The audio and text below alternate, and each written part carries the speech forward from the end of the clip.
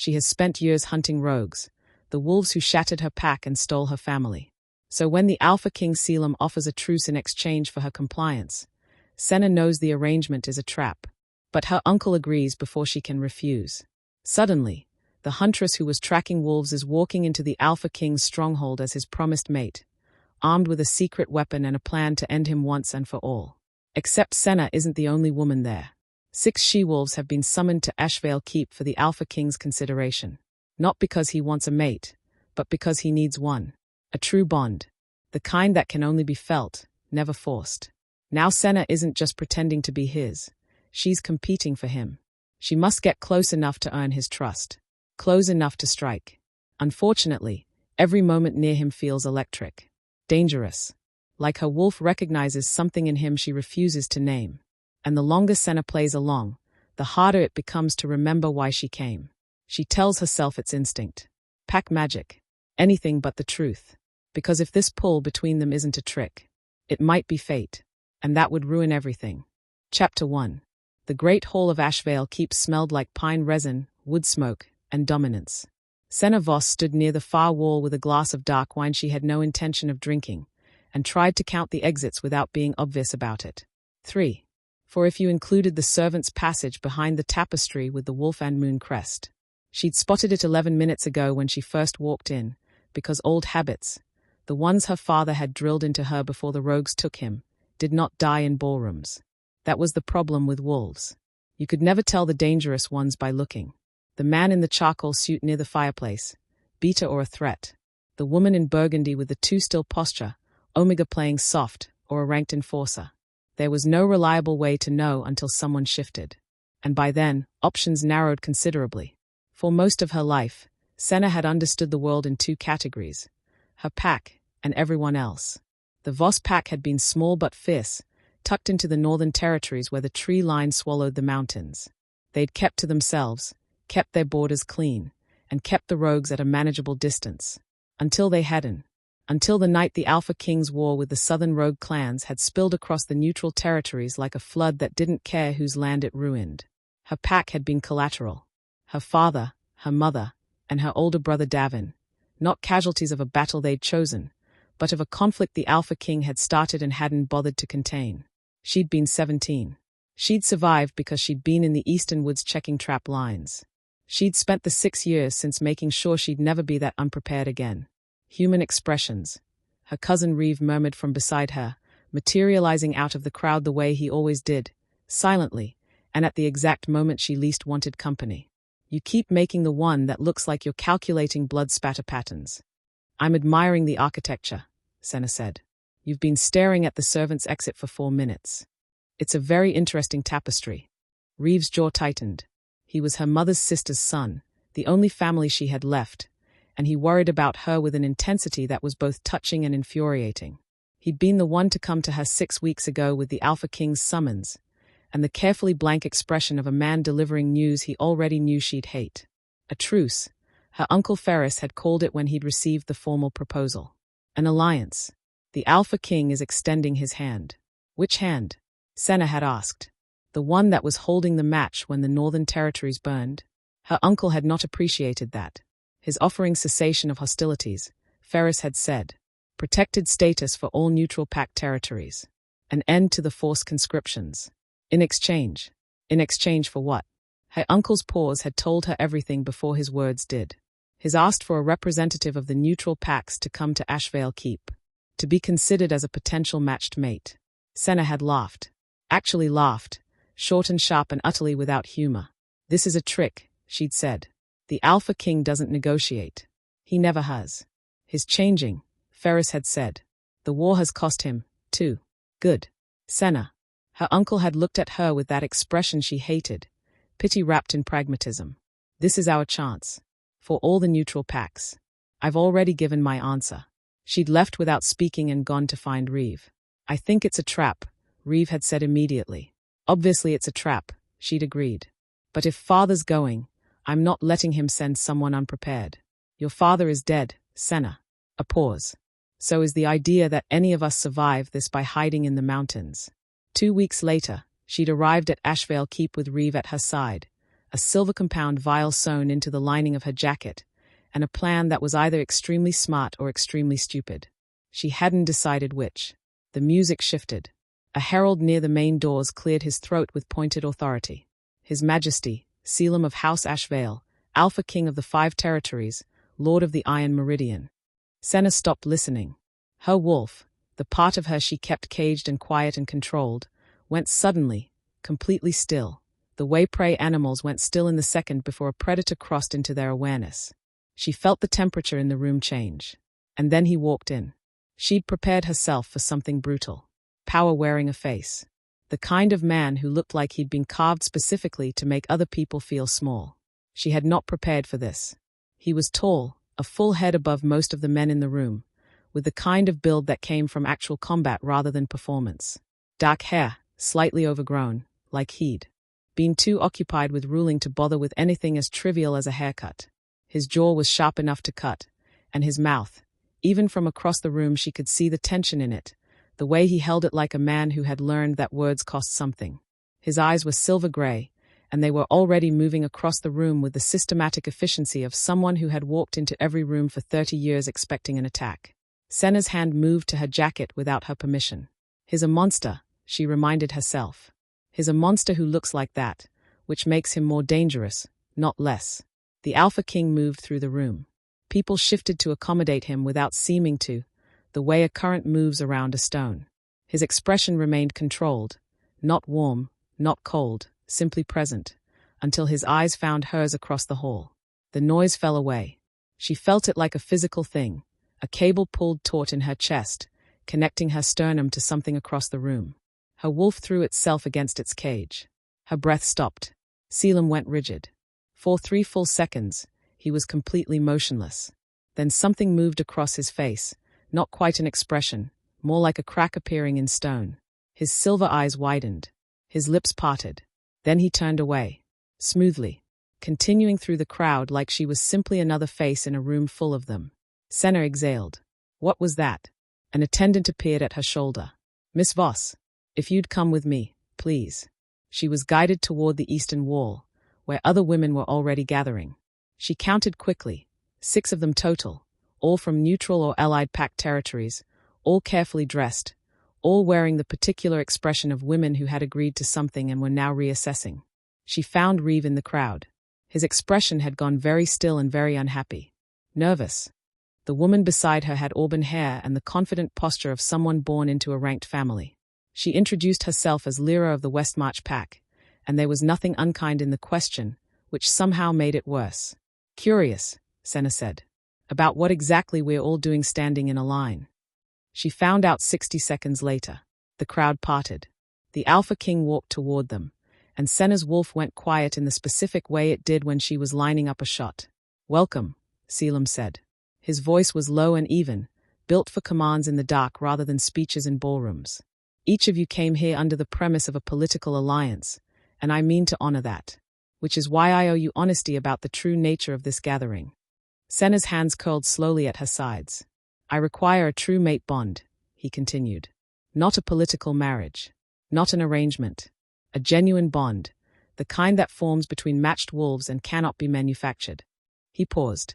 For years I have searched among ranked wolves of my own territories and found nothing. Recently, an allied alpha found his true mate in a woman from neutral lands. I'm here to learn if that's possible for me as well. A ripple moved through the assembled women. Murmurs. Sharp intakes of breath. I will not be choosing anyone tonight. Instead, I'm asking for willing participants, wolves who will remain as guests at Ashveil Keep while I spend time with each of you. Should a true bond form between any of us, she will become my mate and my equal in all things. The ripple became a wave. Someone near the back made a sound that wasn't quite a gasp. Senna stood perfectly still while the reality of it arranged itself into sharp, humiliating clarity. She hadn't been brought here as the Alpha King's chosen. She'd been brought here as a candidate.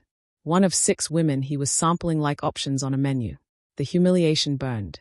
And worse, much worse, was the memory of that moment across the hall, when his eyes had found hers and her wolf had gone insane, and she'd felt something she was absolutely going to classify as a threat response and nothing else. She'd come here to kill the Alpha King, which meant she needed to be the one he chose. Is this how kings shop for mates? The words were out before she could stop them. The hall went quiet with the specific quality of silence that preceded consequences. Caelum's head turned toward her with slow, controlled precision, the way a predator turned toward an unexpected sound. I'm sorry. His tone was not apologetic. You heard me. Senna kept her chin level. You've gathered 6 women, told us we're here for an alliance, and now explained we're actually here to be evaluated. I'm just wondering if there's a scoring rubric, or if this is more of a gut-feeling situation. Someone behind her made a quiet, strangled sound. Caelum studied her. His expression hadn't changed, but something had shifted behind his eyes, a sharpening. You object to the process. I object to being misled about what the process was. You came willingly. I came under false pretenses. A beat. Then, what's your name? Senna Voss. Northern Territories. Something moved across his face so quickly she almost missed it. The Voss pack.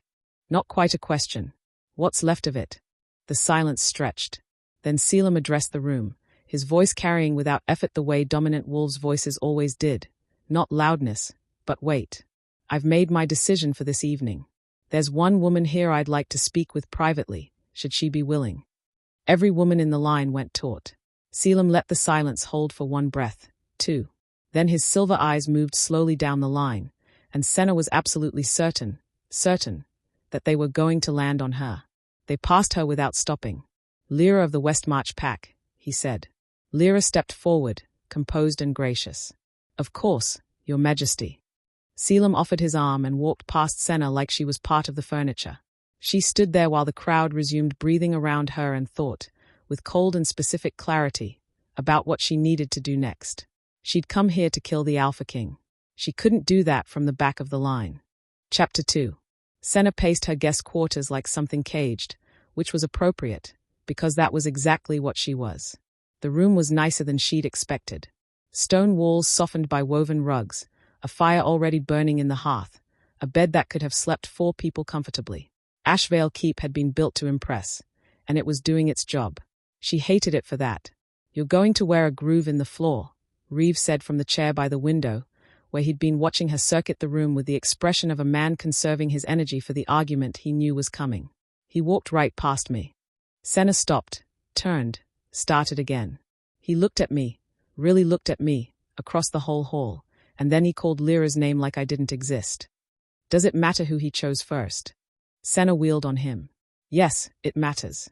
How am I supposed to get close enough to him if he's occupying himself with someone else? She forced herself to stop moving. The fire popped.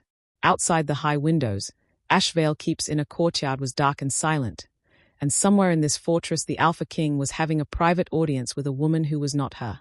The plan had been elegant in its simplicity. Come to Ashveil Keep as the chosen mate candidate. Get close to Caelum. Get close enough to use the vial. Because the silver compound she carried wasn't ordinary silver, it was a concentrated derivative her father had spent years developing, refined from a vein of ore found only in the northern mountains, potent enough to work even on an alpha of Caelum's caliber. No one outside what remained of the Voss line knew it existed. The plan had assumed she would be the one he wanted. He'll come to you eventually, Reeve said. There are 6 of you. He's going to work through the list. Work through the list, Senna repeated. The phrasing landed badly. We're a list. Senna. I know. She pressed her fingers against her eyes. I know what this is. She stopped herself. The truth was that the moment across the hall had done something to her that she didn't have clean language for. The way his eyes had found hers with that precise, direct recognition. The way her wolf had responded. Not with aggression, not with fear, but with something that felt disturbingly like relief. Like a compass needle swinging north. It was pack magic. Or dominant wolf projection. Or some kind of territorial response triggered by being in an unfamiliar stronghold. There were at least 6 rational explanations, and she was going to work through all of them methodically until she found one that held. Do you remember my father's last field notes? She asked quietly. Reeve's expression shifted. Senna. He documented 3 separate incursions into Northern Territory that year. Her voice had gone flat in the way it did when she was keeping something contained by force. 3 times Caelum's war pushed rogue activity across the boundary line. 3 times our people paid for a conflict we had no part in. She looked at the fire. He wrote about it the week before the attack. Said he was going to petition the Alpha King directly. Request neutral status recognition. I know. He never got the chance. The fire settled. Somewhere in the keep, a door closed. I need to do this, Senna said. For my father. For my mother and Davin and every other person in that pack who didn't survive Caelum's war with the rogues. Her hand moved unconsciously to her jacket, to the hard outline of the vial in its hidden seam. If I can get close enough. A knock at the door made them both go still. Reeve was on his feet in a single motion, putting himself between her and the door with a speed that made her simultaneously grateful and irritated. Come in, Senna called. The door opened to reveal a young attendant in Ashveil livery, who bowed with practiced efficiency. Miss Voss, His Majesty requests your presence. Senna's heart lurched so hard she felt it in her back teeth. Now? Reeve asked. Immediately, if she's willing. Senna was already crossing the room. She smoothed her jacket once, feeling the vial solid beneath her fingers. She turned at the door and caught Reeve's expression, tight with worry, jaw set, eyes doing the thing where he was calculating odds and not liking the numbers. Don't wait up, she said. Be careful, he said. She followed the attendant into corridors that felt different at night, narrower, more purposeful, lit by sconces that cast everything in amber and shadow. The keep was all stone and dark wood, wolves carved into every surface, howling at corners and crouching above doorways. Pack history made architecture. Why had he called for her now? He'd chosen Lyra for the first private meeting. And now, barely 2 hours later, he was asking for Senna, which either meant the meeting with Lyra had been brief, or this wasn't the same kind of meeting. Both possibilities required different preparation. They climbed. The upper floors were quieter, the corridors narrowing further. Private quarters, she realized, as her stomach did something she was going to categorize as tactical alertness rather than nerves. The attendant stopped at a set of heavy oak doors reinforced with iron bands. His Majesty is inside. She bowed and retreated quickly, clearly happy to leave. Senna stood in front of the doors and ran through the protocol. Private room. Unknown layout. Target present. Maintain composure. Find the angles. She pushed the doors open. The room beyond was vast, a fire the size of a small altar blazing in a stone hearth, bookshelves covering 2 walls floor to ceiling, a desk scattered with maps, and a bank of tall windows looking out over dark mountain ridgelines. No throne. No display of rank. Just a working space that happened to belong to the most powerful wolf alive. Movement near the windows. Caelum stood with his back to her, hands clasped behind him, looking out at the mountains. He'd removed his jacket. The shirt beneath was dark and fitted, and Senna's wolf chose that exact moment to press forward against its containment with an enthusiasm she found deeply unhelpful. Stop that, she told it silently. He turned. She was ready for the impact this time. She was absolutely, completely ready for it. She was not ready. Up close, in firelight rather than ballroom chandeliers, Caelum of House Ashveil was somehow worse. The sharp jaw was sharper. The silver eyes were brighter, catching the light in a way that turned them nearly luminescent. And the way he looked at her, not the casual assessment he'd run along the line of candidates earlier, but something more specific, more intent, like she was a problem he'd been handed and was deciding how to approach. Miss Voss, he said. Your Majesty. Her voice came out level. She was proud of that. He moved away from the window. Not toward her, sideways, toward a low table with a decanter of something amber-colored. Drink. No. He poured one for himself, turned, leaned back against the table with his ankles crossed and the glass held loosely at his side. The posture was almost casual. Almost. His eyes hadn't moved from her face. You spoke out of turn tonight, he said. Yes. Most people don't. I'm aware. A pause. He took a slow drink, watching her over the rim. Are you always this direct, or is this a performance? I don't perform. Something shifted at the corner of his mouth. Not quite a smile. An acknowledgement, maybe. Your uncle submitted your name as the neutral territory's representative. But that's not why you came. The statement landed carefully, like a blade set down rather than thrown. I came because my uncle accepted an invitation on behalf of our people, Senna said, keeping her voice neutral. I'm here representing those people. That's the official answer. It's the true one. Caelum set his glass down and straightened. He moved toward her, not quickly, not with any apparent intention, just the natural movement of a dominant wolf crossing his own territory, and stopped at a distance that was professionally appropriate and somehow still felt like encroachment. "The Voss pack," he said quietly. "Northern Territory. Neutral status, never affiliated." His eyes hadn't moved from hers. "What happened to your pack, Miss Voss? The incursion 6 years ago. I want you to know I'm aware of it." Senna went very still. "That isn't a thing I can undo," he continued. "But it's part of why this truce matters to me. The neutral territories absorbed consequences from a war they didn't choose. That's owed a reckoning." "A reckoning," she repeated carefully. "Not a word you trust coming from me." "Not particularly, no." He held her gaze for a long moment. Then, unexpectedly, "Good." She blinked. "Good. I'd be more concerned if you did." He turned back toward the window, giving her his profile. "You can go, Miss Voss. I won't keep you." The dismissal was so clean and so sudden that she almost moved toward the door on pure reflex. Then something in her dug its heels in. "That's it?" she asked. He glanced back. "What were you expecting?" "I don't know. A reason you summoned me at 10 at night to exchange 4 sentences. 5, he said. "And I wanted to look at you." The words fell into the room and just stayed there. "Look at me," Senna repeated. "Across the hall tonight something happened." He turned fully to face her. "I think you felt it too. I wanted to see if it happened again up close." Her heart was doing something medically inadvisable. And did it? Caelum looked at her for a long, measured moment, his silver eyes moving over her face with that same systematic precision he'd used on the room when he walked in, like he was committing the layout to memory. "Yes," he said simply. Senna's wolf lunged against every wall she had simultaneously. "I see," she said, in what she considered an impressive display of composure. "You're afraid of it," he observed. "I'm not afraid of anything." "That's either true or the most dangerous thing I've heard all week." He tilted his head. "Which one is it?" She held his gaze. "I haven't decided yet." For a moment, the room existed only as the space between them, firelight, mountains beyond glass, the low sound of the wind against stone. Then Caelum almost smiled. The full version this time, brief and startling and entirely different from what she'd expected from a man with his reputation.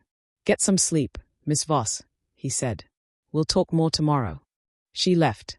She walked back through the amberlit corridors with her pulse doing something she refused to analyze, her wolf still vibrating at a frequency it had never hit before, and the vial in her jacket feeling suddenly heavier than its weight. She'd come here to kill the Alpha King. He'd just looked at her like she was the first real thing he'd seen in years. She was in serious trouble. Chapter 3. "Where's Lyra?" The words came out before Senna could stop them. Caelum paused in the act of pouring water from a pitcher on the side table, one eyebrow rising with slow, deliberate patience. They were in his study again. She'd been summoned 3 hours after breakfast, which she'd spent picking at food she had no appetite for and listening to Reeve outline 17 reasons why last night had been tactically suboptimal. "I'm sorry," Caelum said. "Lyra of the Westmarch pack." Senna crossed her arms. "You chose her first last night. I'm asking where she is this morning. Whether she's—" She stopped herself one word short of all right. Caelum set the pitcher down and turned to face her fully. "Whether she's what?" "Whether she's been treated well." Something moved behind his eyes. Not offense, exactly. Something closer to recognition. "She retired for the evening after we spoke. We had a perfectly civil conversation about Westmarch trade routes and the western boundary disputes." A pause. "She fell asleep in the chair." Senna processed that. She fell asleep. "I have that effect on people when I talk about border logistics apparently." The almost smile again. "She's at breakfast with the other candidates as we speak. You'd know that if you hadn't skipped it." "I wasn't hungry." "You also weren't there because you were waiting to see if I'd summon you again." The accuracy of that was irritating enough that she said nothing, which he clearly took as confirmation. Caelum moved toward her, that same unhurried, territorial movement she was learning to brace for, and stopped closer than yesterday. Close enough that she could feel the warmth radiating off him, that particular heat that dominant wolves ran, higher than human normal, something to do with the shift metabolism. Her wolf noticed. Her wolf was insufferable. "You thought I'd harmed her," he said quietly. "The thought crossed my mind. Because you believe I'm capable of it." "I believe you're capable of many things." He studied her. "What would it take?" "For what?" "For you to believe I'm not what you think I am." Senna looked up at him steadily. "Evidence." "What kind?" "The kind that can't be staged." He held her gaze for a long moment. Then he stepped back, not retreat, just recalibration, and moved toward the bookshelves that covered the eastern wall. He pulled a folder from the third shelf without looking, like he knew exactly where everything in this room lived, and held it out to her. She took it. Inside, documentation. Pack records. Northern Territory incident reports from 6 years ago, annotated in 2 different hands. Correspondence between Caelum and 3 different border commanders. Angry, direct, cutting. This was preventable. How did 3 incursions reach neutral territory without interdiction? I want names and I want a full accounting by end of week. Her eyes moved to the date on the letter. 4 days after the attack on the Voss pack. I didn't know about the incursions until after, Caelum said from behind her. He wasn't looking at the folder. He was looking at her face. My eastern commanders were managing the rogue surge without full reporting up the chain. By the time I had accurate information, the damage was done. A pause. 3 of those commanders no longer hold their positions. That doesn't bring my family back, Senna said. No. His voice was quiet. It doesn't. She closed the folder and held it out. He took it, and their fingers overlapped on the edge for half a second. Contact so brief it barely qualified, but her wolf registered it like a match strike.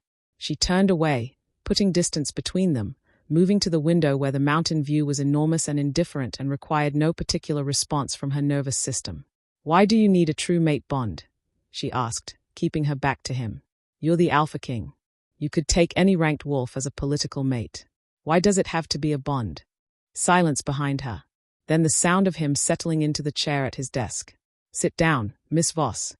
I'm fine standing. Sit down anyway. She turned and sat in the chair across from his desk, mostly because arguing with the request felt more revealing than complying. He leaned forward with his forearms on the desk, hands loosely linked, and looked at her with that direct, undecorated attention that she was discovering was simply how he operated. No performance. No management. Just looking. My pack is diminishing, he said. She waited. Not in territory. Not in numbers, exactly. But in vitality. He chose the word carefully, like he'd tested others and discarded them. Ashveil wolves have been weakening for 2 generations. Slower healing. Lower aggression thresholds. Cubs born smaller, less robust.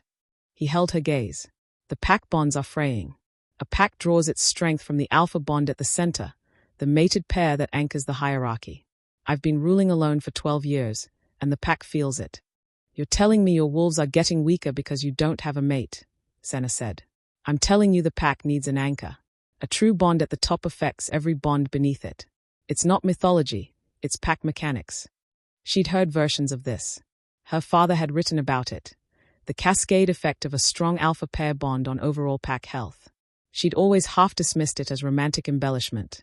Looking at Caelum's expression now, at the controlled frustration in it, she reconsidered. And the other women, she started, are all here because a true bond can't be predicted or engineered, he said. You can't know until you're in proximity. I brought 6 candidates because the odds of a bond forming with any specific individual are low, and the pack can't afford me to be precious about it. Precious, she repeated. That's a word for it. What word would you use? She looked at him. Human. Something shifted in his expression. The controlled frustration softened into something less defended. Brief, but there. Last night, he said. What happened when our eyes met across the hall? Has that happened to you before? With anyone? No, she said, before she could decide whether to lie. No, he agreed. Me neither. The fire in the hearth shifted, settling lower. The mountain light through the window was cold and clean and very far away. I'm not going to pretend I know what it means, Caelum said. But I'd like to find out. If you're willing. Willing to what, exactly? To stay. To spend time in my company. To give whatever this is the conditions to develop or not develop. He paused. No pressure. No obligation. If nothing forms, you leave with the full protections I've promised the neutral territories, regardless. And if something does form? His silver eyes held hers. Then we figure out what that means together. Senna held herself very still and thought about the vial in her jacket. Thought about the folder he'd handed her. Thought about the way her wolf had gone immediately, catastrophically calm the second she'd walked into this room. She thought about her father writing border reports the week before he died, trying to do things the right way, trying to petition the proper channels, trying to believe the Alpha King could be reasoned with. She thought about the date on Caelum's angry letter to his commanders. 4 days after. She thought about the fact that a man who wanted to protect his image would have buried those records, not filed them and kept them on a shelf where an angry northern wolf could read them. None of this changes the mission, she told herself. Fine, she said. Fine, he repeated. A slight lift at the corner of his mouth. Enthusiastic. Don't push it. This time he did smile. The full version, unexpected and brief and absolutely unfair in its effect on her cardiovascular system. He stood, which brought him to his full height, which her wolf found entirely too relevant. Dinner, he said. Tonight. My private dining room, not the main hall. Is that how you asked Lyra? Lyra and I discussed trade routes over tea in the East Parlor. And Lyra fell asleep. In my defense, the West March tariff schedule is genuinely soporific. He moved toward the door and held it open for her, which she hadn't expected from a man who'd spent 12 years being the most powerful wolf in 5 territories. Tonight, Miss Voss. She walked past him into the corridor, close enough that she caught his scent, pine and cold iron and something underneath that her wolf translated before she could intercept it. Home. She walked faster. Behind her, she heard him say quietly, almost to himself, 7 o'clock. She found Reeve in the training yard, because Reeve always found a training yard within 48 hours of arriving anywhere. He was working through forms with the focused intensity he usually reserved for conversations he was dreading. He showed me the incident reports, Senna said without preamble, dropping onto the fence rail beside him. Reeve stopped, turned slowly. He what? The Northern Territory incursions. 6 years ago. He has the full documentation. His own letters to his commanders afterward. She looked at her hands. He was angry about what happened. I could see it in the writing. He didn't know until after. Or he knew you'd be susceptible to exactly that kind of. Reeve. I'm just saying. A man with his resources doesn't become Alpha King by being transparent with his enemies. I know. Do you? He sat beside her on the rail. Because you've been gone for 2 hours and you came back with that face. What face? The one where you're rebuilding your argument for something you'd already decided. She didn't answer. He's invited me to dinner, she said finally. Tonight. Private. Reeve was quiet for a long moment. Senna. I know. This is how it happens. This is exactly how it happens. They are charming. They are compelling. They make you feel. Reeve. Her voice came out sharper than she intended. I know what I'm doing. I know you think that. He looked at her steadily. But I've been watching you for 2 days, and I'm not sure the wolf you've been keeping locked up for 6 years agrees. She said nothing. That was answer enough. Dinner was not what she'd expected. No formal setting, no elaborate service. A small table near fire, 2 chairs, food that was simple and actually good, and Caelum in a dark shirt with his sleeves rolled to his elbows who poured her wine and asked her, with apparent genuine interest, about the northern mountain trails. So she told him. About the trap lines her father had taught her. About the way the northern ridge looked in early winter, the specific blue of the sky above the tree line. About tracking rogues through 3 feet of snow and the particular satisfaction of anticipating a path correctly. He listened. Not the performance of listening, actually listened, asking questions that proved he'd retained what she'd said 3 sentences earlier, occasionally offering a parallel from his own experience. You went after the rogues yourself, he asked. After the attack. For 2 years. Alone. Mostly. He looked at her across the table with an expression she couldn't categorize. That's either very brave or very reckless. My father would have said both. Smart man. He was. The fire settled. The room was warm and quiet and smelled like pine smoke and the wine and him, and Senna's wolf was doing absolutely nothing useful. Can I ask you something? She said. You've been asking me things for 2 days. This one's different. He set his glass down. Then ask. She looked at him steadily. When you saw me across the hall last night, what did you feel? Caelum held her gaze for a long moment. The fire moved in the hearth. The wind pressed against the windows. Like I'd been looking for something for 12 years, he said quietly, and stopped looking because I'd decided it didn't exist. A pause. And then it walked into my hall and argued with me in front of everyone. The words landed in her chest and stayed there, warm and inconvenient. She should have felt the pull of the vial in her jacket. Should have felt the cool logic of the mission clicking back into place. Instead, all she felt was the entirely unwelcome realization that this man, this specific man, was going to be a problem that outlasted her plan. "You're doing it again," Caelum said. "What?" "The face where you're deciding whether to trust me. I'm allowed to have a face." "You are." He leaned forward slightly, forearms on the table, closing the distance in that way he had that felt less like encroachment and more like gravity. "For what it's worth, I'm deciding the same thing about you. Whether to trust me. Whether to trust what I feel when you're in the room." She held his gaze. Something between them drew tighter, like a cord winding around a spool. Then his hand moved across the table, slow, deliberate, giving her every opportunity to pull back, and covered hers where it rested beside her glass. The contact hit her like cold water and warm sunlight simultaneously. Her wolf went completely still. Not the stillness of threat assessment, the stillness of arrival. Neither of them moved. "There it is," Caelum said quietly. "Don't," she said, her voice barely above a whisper. "Don't what?"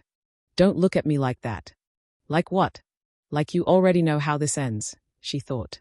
"Like you've already decided and you're just waiting for me to catch up. Like I'm the answer to something," she said. He turned her hand over under his. His thumb traced her palm once, slowly, and even that small touch sent electricity moving up her arm, through her shoulder, straight to the place in her chest where her wolf lived. "What if you are?" he said. She pulled her hand back. He let her. They finished dinner in a silence that was not uncomfortable, which was somehow more dangerous than anything that had been said. When she stood to leave, he walked her to the door, that small, unexpectedly considerate gesture again, and held it open. "Miss Voss," he said as she stepped into the corridor. She looked back. "Tomorrow," he said. "I want to show you something." She studied him. "What?" "The reason I should have sent better men to the northern borders 6 years ago." His jaw tightened. "And didn't." She held his gaze for one breath, two. Then she walked away down the corridor without answering, because answering would have required her to decide something she wasn't ready to decide. Behind her, she heard the soft click of the door closing. Her wolf settled in her chest like it had found its footing. She hated it. Chapter 4. He took her to the wolves. Not metaphorically. Literally. The next morning Caelum appeared at her door at 7 o'clock with no attendant and no ceremony, wearing practical clothes and boots that had actually been used, and said, "Come with me," with the straightforward expectation of a man who had spent his entire life being followed. She went. Because the mission required it. Absolutely for no other reason. He led her down through the keep's lower levels, past the kitchens and the storage vaults, through a heavy reinforced door that opened onto a long covered walkway, and then out into a valley she hadn't known existed behind the keep's eastern wall. It was enormous. A natural bowl in the mountain rock, maybe 2 kilometers across, forested at the edges and open in the center, with a wide river running through the middle. And it was full of wolves. Not shifted wolves, people. Families. Children running between low stone buildings, elders sitting in morning sun, adolescents training in a flat cleared area near the river. A full community living in the sheltered valley behind the Alpha King's fortress. Senna stopped walking. "Who are these people?" she asked. "Refugees," Caelum said. He'd stopped beside her, hands in his pockets, watching the valley with an expression she was starting to recognize. The one where he was monitoring everything simultaneously and making it look effortless. Packs that lost their territories in the rogue wars. Single wolves with nowhere to go. Families that fell through the gaps in the alliance system. She counted quickly. 200 people. Maybe more. "You're housing them," she said. "I'm responsible for them." A slight correction. Not aggressive, just precise. "The war created this. I created this, indirectly, and directly in some cases." He looked at the valley. "The least I can do is make sure they have ground under their feet and a roof and enough to eat." "Does your council know?" "My council knows what I tell them." She looked at him. "That's not an answer." "My council believes in tidy hierarchies and clean borders," he said. "They'd prefer I relocate these packs to the outer territories and let them rebuild on their own. They are not wrong that it would be politically cleaner." A pause. "They are wrong that it would be right." Down in the valley, a small girl, maybe 4 years old, had detached from a group near the training area and was running toward the walkway. She stopped at the bottom of the steps, looked up at Caelum with enormous dark eyes, and then lifted both arms in the universal posture of a child who wants to be picked up. Senna waited for him to call an attendant. Instead, Caelum walked down the steps, crouched to the girl's level, and said something quiet that made her giggle.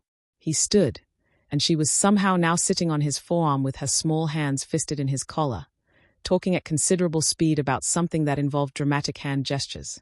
Senna stood at the top of the steps and felt something shift in her chest that she immediately tried to reassign to altitude.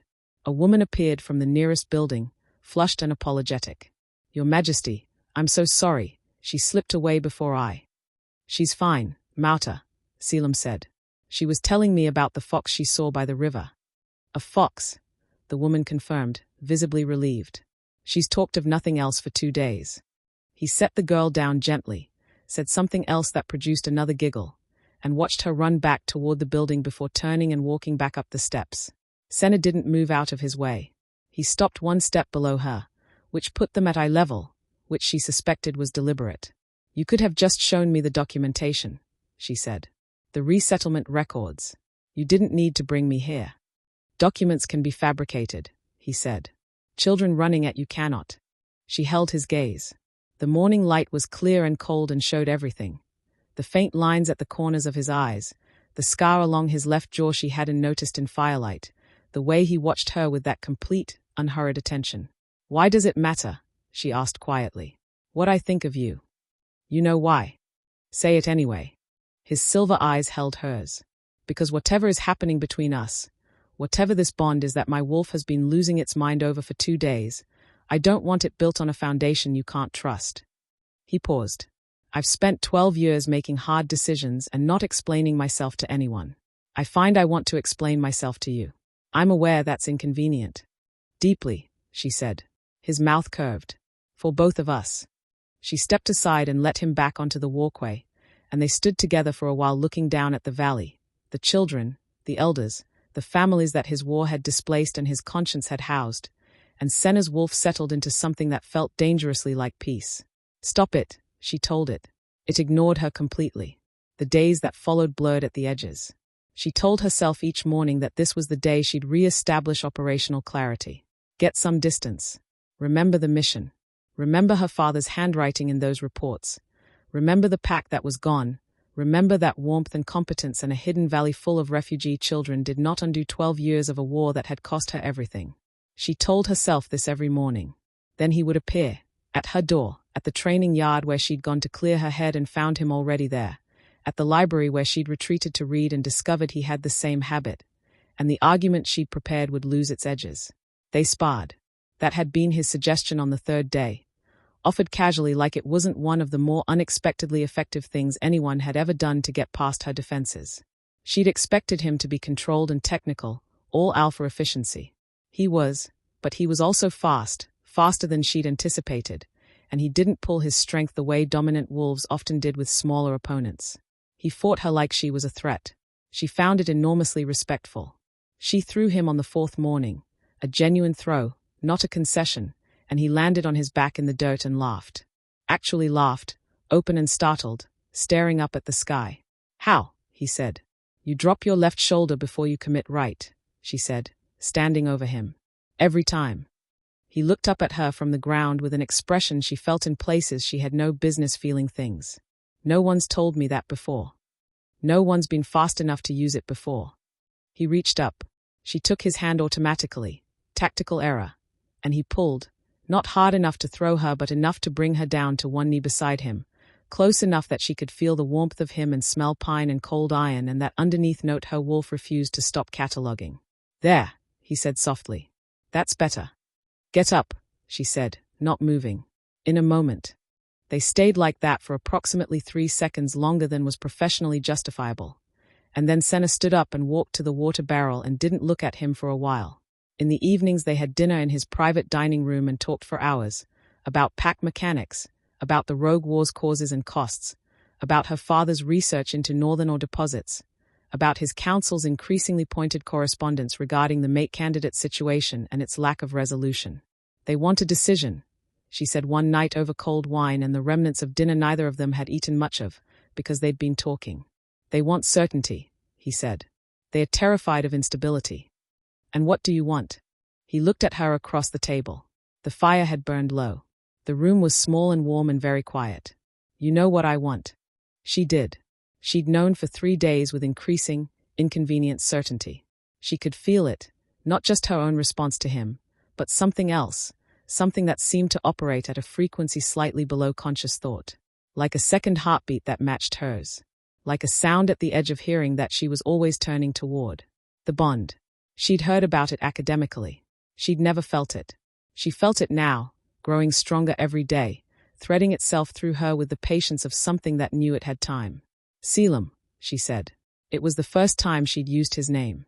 She hadn't planned it. It came out of whatever had been building in the space between them and landed between them on the table, and she watched his expression change. A small thing, almost invisible, except that she was learning his face and she saw it. Yes, he said quietly. She stood, crossed around the table. She hadn't planned this either, or told herself she hadn't. She stopped in front of him and he turned in his chair to face her, looking up at her with those silver eyes that were luminescent in low light. She kissed him. She'd thought it would feel like a decision. Instead, it felt like something that had been inevitable since she'd stood in the doorway of this keep and first caught his scent and her wolf had said there. His hands came up immediately, one to her waist, one to her jaw, steadying her rather than pulling, giving her the geometry of his response without forcing it. The kiss was quiet and certain and completely different from anything she'd expected from a man with his reputation for control. When she pulled back, his eyes were still closed. Senna, he said. Just her name. Don't make it complicated, she said. He opened his eyes. It's already complicated. Then don't make it more so. His thumb moved along her jaw, slow and deliberate. Stay, he said. She should have left. She knew she should have left. She stayed. Later, much later, she lay in the dark of his room listening to his breathing slow and thinking about the vial still sewn into the lining of her jacket, hanging over the back of the chair 3 meters away. She'd had the opportunity tonight. Multiple opportunities.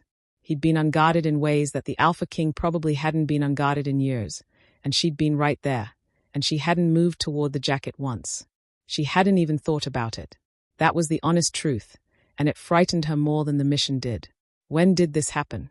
She thought. When exactly did this become something I can't do? She looked at him in the dark.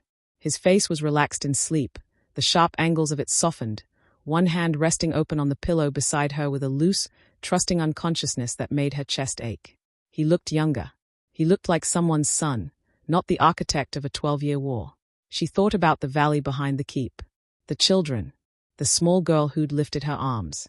She thought about the letters to his commanders. 4 days after. She thought about her father, who had believed you could resolve things through the right channels, who had been trying to petition the Alpha King when the rogues came. He would have listened, she thought, with a certainty that arrived without asking for permission. If your father had reached him, he would have listened. The thought was devastating in a completely different way than she'd expected. The vial in the jacket gleamed in the dark, 3 meters away, patient and waiting. Tomorrow, she thought. I'll decide tomorrow. It was the 4th time she'd said that. 3 weeks later, she was still saying it. She and Reeve had barely spoken. She'd seen him at meals, in the training yard, passing in corridors, and each time she'd seen the question in his eyes and looked away from it. She wasn't ready for that conversation. Wasn't ready to say out loud what she'd privately acknowledged at 3 in the morning 11 days ago, lying in the dark listening to the Alpha King breathe. The bond had set. She could feel it constantly now, a warm current running through her, carrying fragments of his emotional state the way a river carries sediment. His focus when he was working. His satisfaction when something resolved well. The particular quality of his attention when she walked into a room, a brightening that she felt before she saw it. She was falling in love with him. She was possibly already in love with him. She was going to need a significantly better plan. You're avoiding me, Reeve said from behind her. She was on the eastern ramparts, which she'd chosen specifically because they were exposed enough that no one lingered. She'd underestimated Reeve's persistence. I'm watching the sunset, she said. You hate sunsets. I'm developing an appreciation. He came to stand beside her at the wall, and for a while they were quiet, looking out over the mountain range as the light went amber and then red. He's asked me to stay, Senna said finally. Reeve was very still. As his mate. He hasn't said it exactly. But yes. And what did you say? I haven't answered yet. Another silence. The wind moved across the ramparts, cold and clean. The vial, Reeve said. is still in my jacket. Senna. I know. Do you? He turned to face her. Because it's been 3 weeks, and we came here with a purpose, and I'm watching you. He stopped. Looked at her face carefully. His jaw tightened. You love him. She didn't answer. Oh, Senna. His voice had gone quiet, heavy with something she recognized as the precursor to information she wasn't going to want. I didn't want to have to tell you this. Her stomach dropped. Tell me what? He looked away, looked back. I've been doing what we came here to do, even while you were occupied. I've been watching, asking questions, making contacts in the staff. Reeve. He's been meeting with the other candidates, Reeve said. Privately. All of them. Not just dinner and conversation. He told me that, she said. He said he had to give the bond the conditions to. He told Myra of the Eastern Pax that she could be his mate, Reeve said quietly. 2 weeks ago. Told her she was the one he'd been looking for. Asked her to consider staying permanently. Senna went very still. He told Petra of the South March the same thing, Reeve continued. Last week. I have it from 2 separate sources on the household staff. That's not, she stopped. He needs a bond, Senna. He needs an heir. His pack is weakening and he needs it desperately. You've felt that through the bond yourself, haven't you? That deep current of urgency underneath everything. She had. She'd felt it and told herself it was just the weight of his responsibility. His telling all of you what you need to hear, Reeve said. Keeping his options open. Because the odds of the bond fully forming with any one woman are low, and he needs it to work, and he'll do whatever is necessary to make sure one of you stays close enough for it to happen. He wouldn't. Think about it. Reeve's voice was careful, devastatingly gentle. He's the Alpha King. He's been ruling alone for 12 years. He showed you a valley full of refugee children and his private correspondence and let you throw him in the training yard. How better to make you feel like you're the exception? The cold was very thorough on the ramparts. She thought about the bond. The warmth of it, the brightness she felt from him when she entered a room. But a bond formed with multiple women would feel the same from each of their perspectives, wouldn't it? She didn't know enough about the mechanics to be certain. She'd never felt one before. He told me I was the only one, she said. Her voice came out smaller than she intended. I know, Reeve said. I'm sorry. The sunset had gone grey while they were talking, the mountains fading into early dark. Below the ramparts, she could hear the sounds of the keep settling into evening. Footsteps, distant voices, a door closing somewhere. She thought about Myra. Thought about Petra. Thought about the bond that she'd believed was singular and specific and hers. She thought about her father, who had believed in the right channels, and the rogues who had come anyway. She thought about the vial, 3 meters away in her jacket in his room. He's the reason your family is gone, Reeve said quietly. And if what I'm telling you is true, he's using the bond, using you, to get what his pack needs. And when he finds the woman who can give him an heir, you'll have served your purpose. Enough, Senna said. Her voice was steady. Her eyes were dry. Something inside her had gone very quiet in the way things went quiet when she was lining up a shot and everything else fell away. I'll do my duty, she said. The words tasted like ash. Are you sure? Reeve asked. She looked out at the dark mountains where she'd grown up, where her family was buried, where she'd spent 6 years hunting the aftermath of this man's war. I'm sure, she said. She turned and walked back toward the keep. Chapter 5. The corridors of Ashveil Keep were different at night. Senna had learned them well enough by now that she didn't need the wall sconces to navigate, could have walked the route from the eastern ramparts to the upper quarters blind, which was useful, because she wasn't entirely sure she was seeing straight anyway. Her wolf was silent. That was the thing that frightened her most. In 6 years of hunting rogues through northern snow, of crawling through ruins, of putting herself in situations that should have terrified her, her wolf had never gone fully silent. It always had something to say, aggression, caution, the low warning hum of a threat nearby. Now, nothing. Just a hollow stillness, like a room after furniture has been removed. It knows, she thought. It knows what I'm going to do. She stopped outside his door. The guards on either side had learned her face 3 weeks ago and stopped questioning her presence in the upper corridor. They nodded now with the careful neutrality of men paid to see nothing and remember less. One of them moved to open the door. I've got it, she said quietly. She put her hand on the iron handle. Felt the cold of it. This is your duty, she told herself. Your family. Your pack. Every person who can't do this themselves. She thought of her father, of Davin, who'd been 19 and had wanted to study cartography and would have been extraordinary at it. Of her mother, who'd kept a kitchen garden even in the northern winters and whose hands had always smelled like rosemary. She pushed the door open. The room was dark except for the low burn of coals in the hearth, reduced to a dim amber glow that barely reached the walls. The wind had picked up outside. She could hear it pressing against the high windows, testing the glass. And him. Caelum was asleep. He was on his side facing the door, which she'd noticed he always did, a dominant wolf's reflex, keeping his sight lined to the entrance even in sleep. One arm was extended across the empty space beside him, hand open, reaching. For her. She knew that. He reached for her in his sleep the way water moved downhill, without thought or intention, just the pull of something that had become necessary. Senna stood in the doorway and felt the bond pull at her like a tide. She'd been counting on the anger to carry her, on the clean cold clarity she'd felt on the ramparts when Reeve told her about Myra and Petra. But standing here in the dark, looking at him, the anger kept sliding off something it couldn't get purchase on, something warm and deep and structural that the anger couldn't reach. She moved into the room. Her jacket was on the chair where she'd left it that morning. She crossed to it quietly, keeping her eyes away from the bed, and worked the hidden seam open with fingers that only shook slightly. The vial was exactly where she'd left it. Cool glass, dark liquid, the silver compound her father had spent years refining. She held it, looked at it, thought about Myra, about Petra, about all the private meetings and the things he'd apparently said to each of them. You're the one, you're what I've been looking for, stay with me. He said it to all of us, she thought. The bond hummed in her chest, warm and insistent. Except it doesn't feel like nothing, said a traitorous part of her mind that she'd been trying to evict for 3 weeks. It feels like the most real thing that's ever happened to you. She crossed to the bed. He looked younger in sleep. She'd thought that the first night and it was still true. The lines of his face softened, the controlled precision of his waking expression dissolved into something that was just a man, just a person, resting. His breathing was slow and even. His hand was still open on the pillow. Senna stood over him and thought, I love him. And then immediately, that's exactly why I have to. She reached out. Her free hand touched his hair, barely, the lightest possible contact, just the tips of her fingers against dark strands. She allowed herself that much. A last thing. I'm sorry, she thought.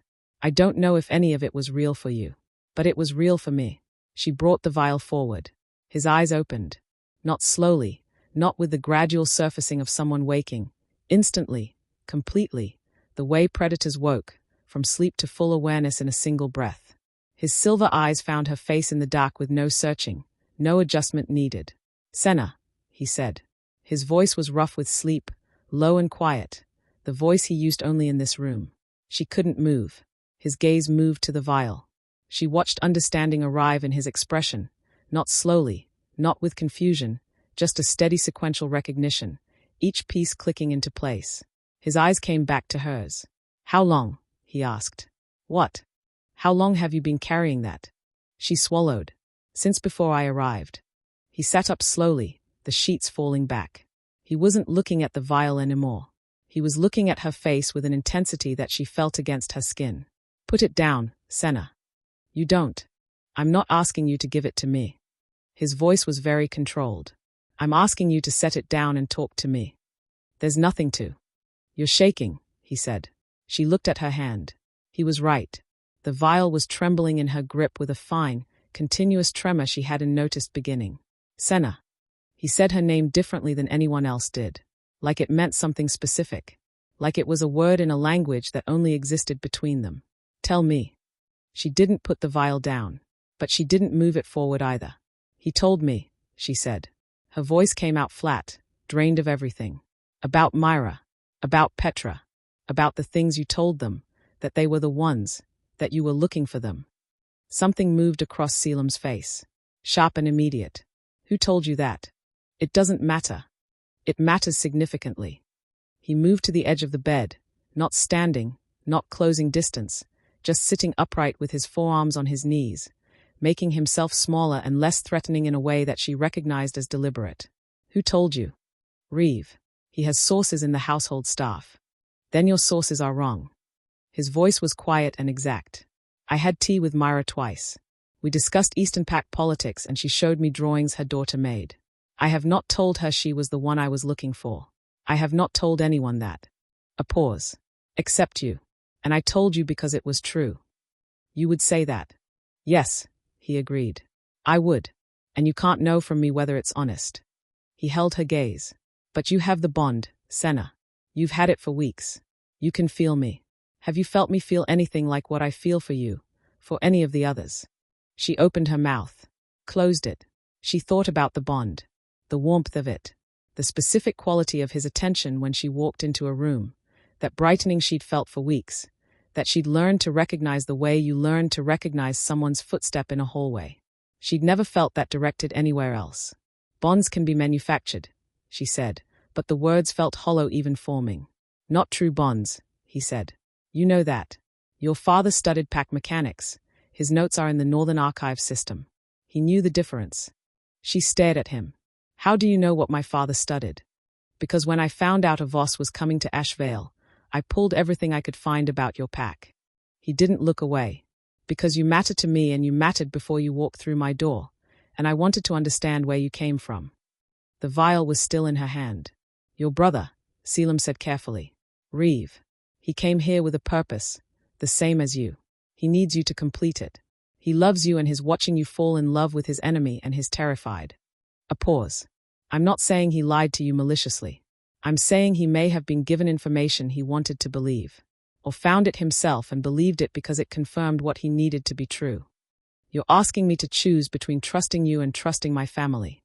No, he said. I'm asking you to trust what you feel. The bond doesn't lie, Senna. It can't. It's not a thought or a story or something someone told you. It's structural. It's load-bearing. His jaw tightened. And if you go through with what you came here to do, you'll feel me die through it. I want you to know that before you decide. The room was very quiet. I know you came here to kill me, Caelum said. I've known since the second day. She went rigid. Then why? Because it didn't matter. His voice was very low now. Because whatever you came here intending, what's happened between us is real, and I'd rather take the risk of you in this room with that vial than not have you here at all. He paused. That's a stupid thing to admit to someone holding poison. I'm aware. It's an incredibly stupid thing, she said, her voice cracking on the last word in a way she couldn't prevent. I know. You should have had me removed. Probably.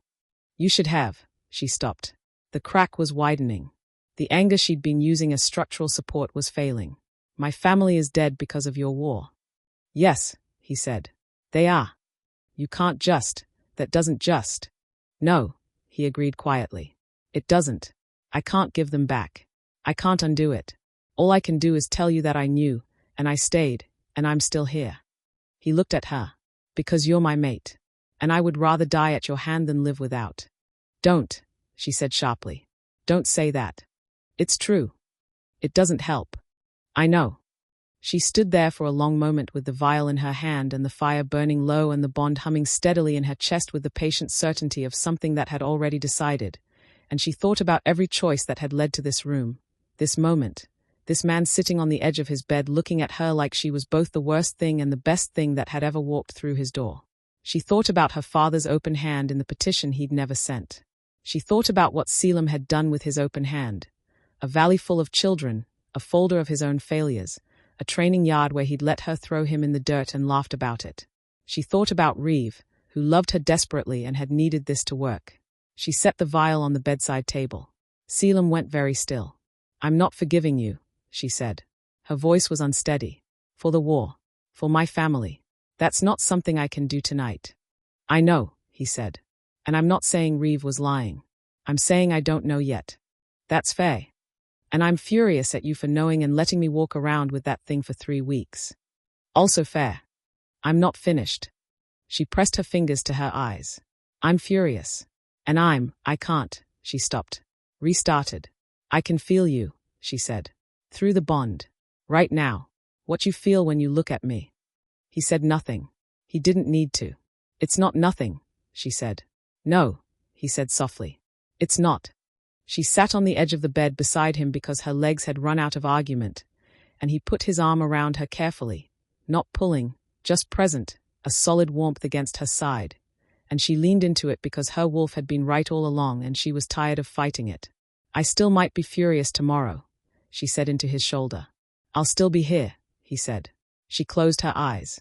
The vial sat on the bedside table in the DAC, untouched, unnecessary, finished. Chapter 6. She was still there in the morning. That was the first thing Senna registered. The pale grey light coming through the high windows, the warmth at her back that was Caelum's arm still loosely around her waist, and the fact that she had slept deeply, without dreams, for what felt like the first time in weeks.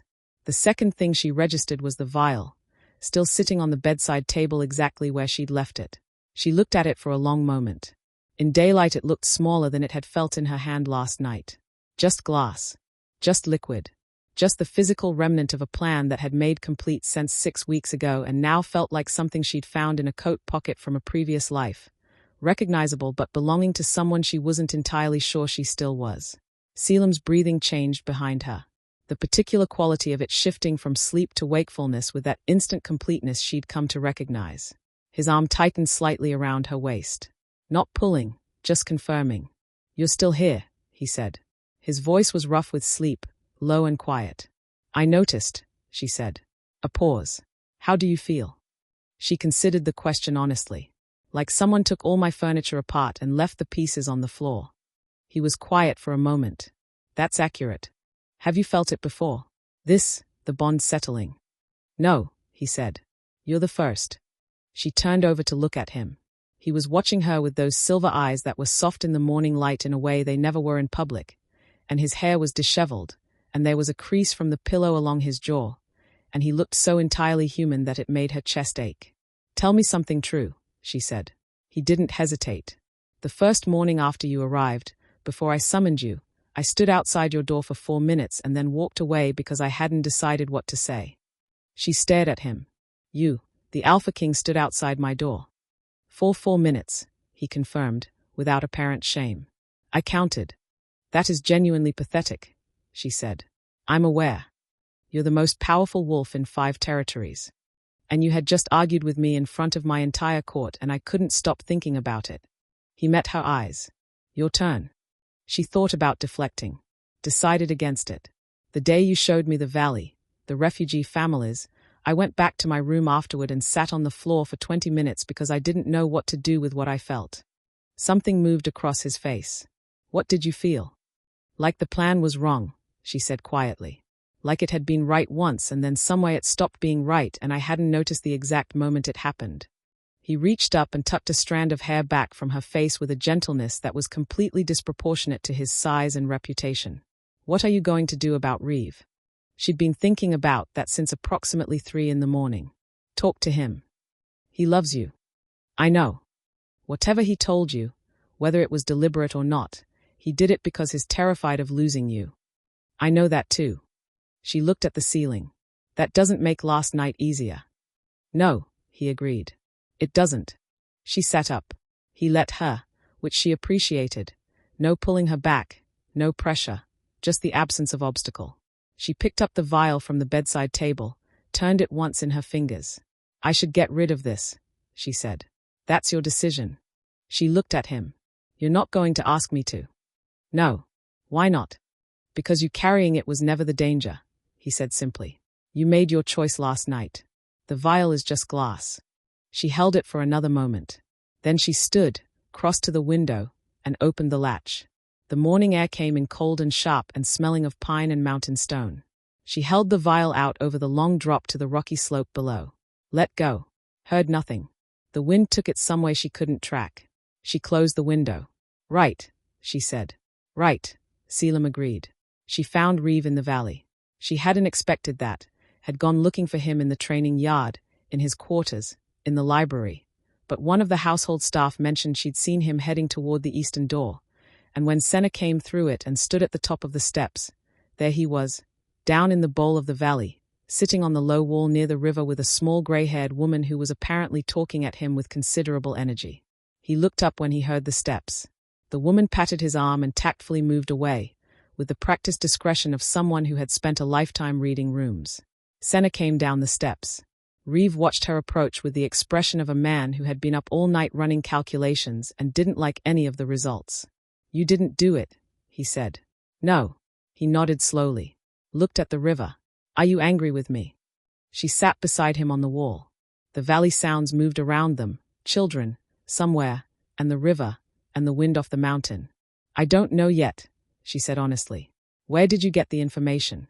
About Myra and Petra. A woman on the household staff. She's been here 12 years. She has no reason to lie. Did you consider that she might have been lied to? Reeve was quiet. Or that she might have her own reasons for wanting to destabilize the mate candidate process. Senna continued. Someone who's been in this keep 12 years would have alliances, preferences, an opinion about who the Alpha King should and shouldn't bond with.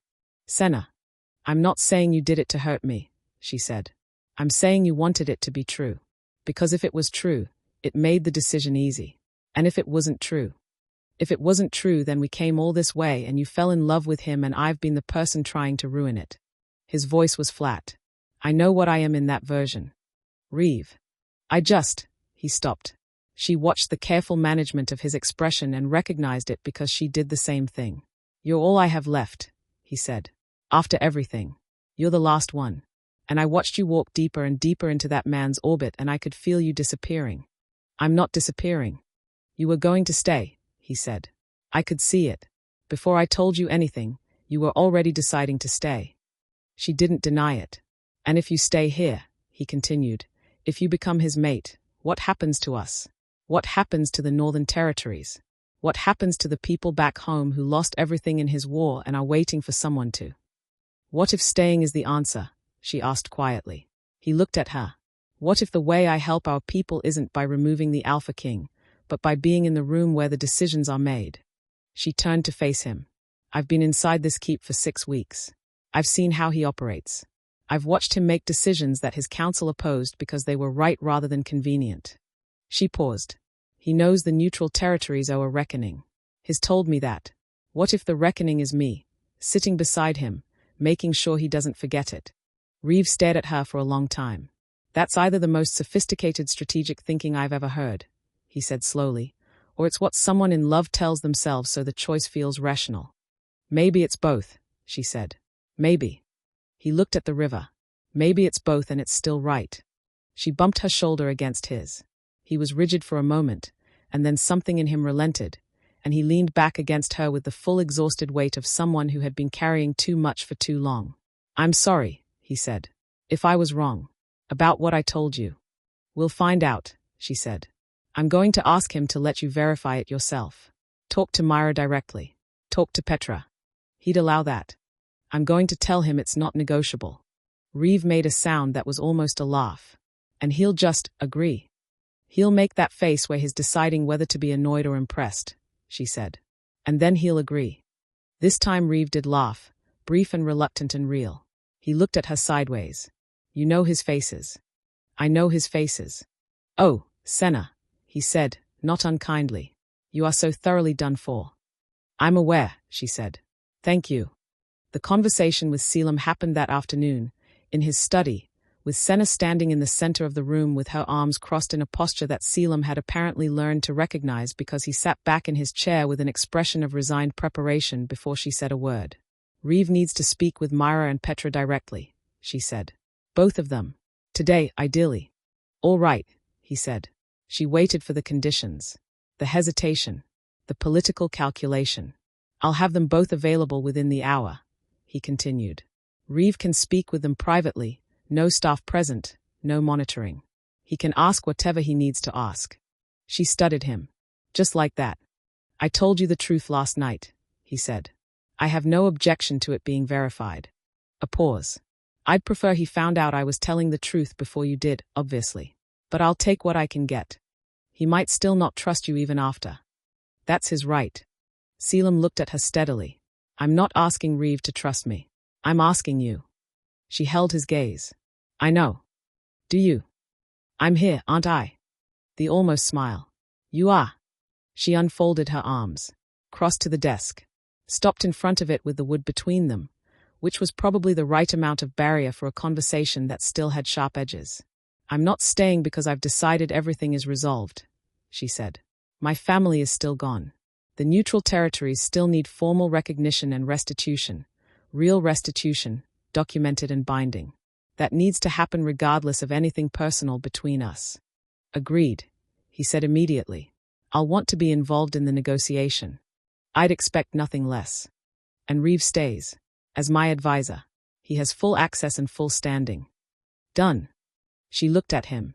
You're agreeing very quickly. Because I've been thinking about this conversation since approximately 3 weeks ago when I realized you were going to stay and I needed to know what it would cost. He met her eyes. The answer is, whatever it costs. Whatever you need. The territories, the documentation, Reeve, all of it. A pause. You're worth more to me than the political inconvenience. I'm political inconvenience now, she said. You are spectacular political inconvenience, he said. My counsel is going to be furious. Good, she said, and sat down in the chair across from him. He smiled. The full version, the one she'd been cataloguing since the first time she saw it. Still startling, still doing what it always did to her cardiovascular situation. What? She asked. Nothing, he said. You sat down. I'm aware. You've spent 6 weeks choosing standing over sitting in this room, he said. It's a small thing.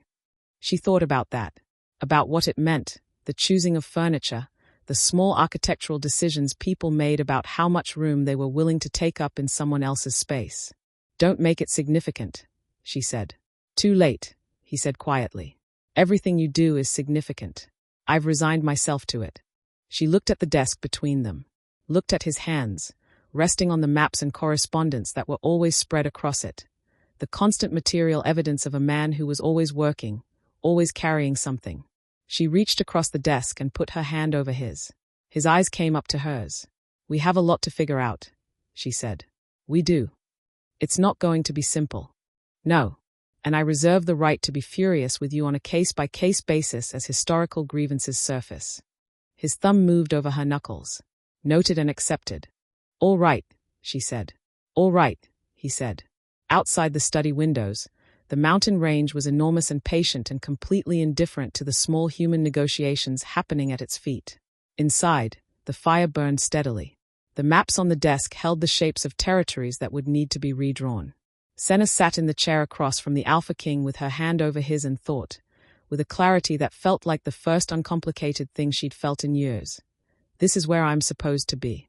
Her wolf, for the first time in 6 years, agreed without argument. Chapter 7. 3 weeks later, Senna woke to an empty bed and cold sheets and the particular quality of silence that meant something was wrong. She lay still for a moment, cataloguing. The fire had burned down to nothing. It was never allowed to go out overnight, which meant it had been unattended for hours. The window latch she always left cracked was sealed shut, and she hadn't done that. And through the bond, where there was usually that warm steady current of Caelum's presence, distant but constant, the way you could feel a fire in a room even with your back to it, there was something muffled, compressed, like a signal being deliberately dampened. She was out of bed before the thought finished forming. Her clothes were where she'd left them.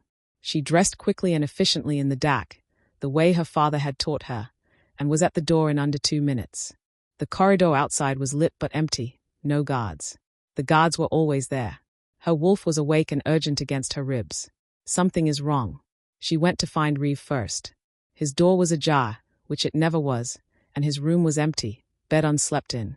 On his small writing desk there was a single sheet of paper with her name on it in his handwriting, weighted down by the ink pot. She read it standing in the doorway. Senna, I found something. Something real this time, not second-hand. Come to the Eastern Archive before you speak to anyone. Come alone. I need you to see it yourself before you decide what to do. Trust me one more time. Ah!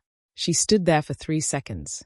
Then she folded the note, put it in her pocket, and went to find Caelum instead. He wasn't in his chambers or his study or the training yard.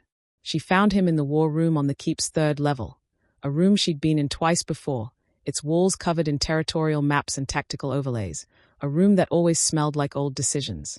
He was with 2 of his senior commanders, still dressed from what appeared to be an all-night session, papers spread across the central table and the quality of exhaustion on all of them that came from bad news being turned over and over looking for a better angle. He looked up when she came in. Read her face in under a second. Leave us, he said to the commanders. They went without question, which still surprised her, the immediate unthinking compliance of people who had been following him long enough to trust the shorthand. She crossed to the table and put the note in front of him. He read it. His expression didn't change, but she felt something sharpen in the bond, a focused alertness that had an edge to it. "When did this arrive?" he asked. "Just now." His room was empty. "How long has he been here, in the keep?" "Since we arrived. Nearly 2 months." Caelum looked at the note again. Then he set it down with a deliberateness that she recognized as controlled reaction. "Senna, I need to tell you something, and I need you to hear it before you decide whether to go to that archive." She sat down. "Tell me." He moved around the table and sat across from her, not beside her, giving her the space of the table between them, which she understood was intentional. He was making room for her to be angry.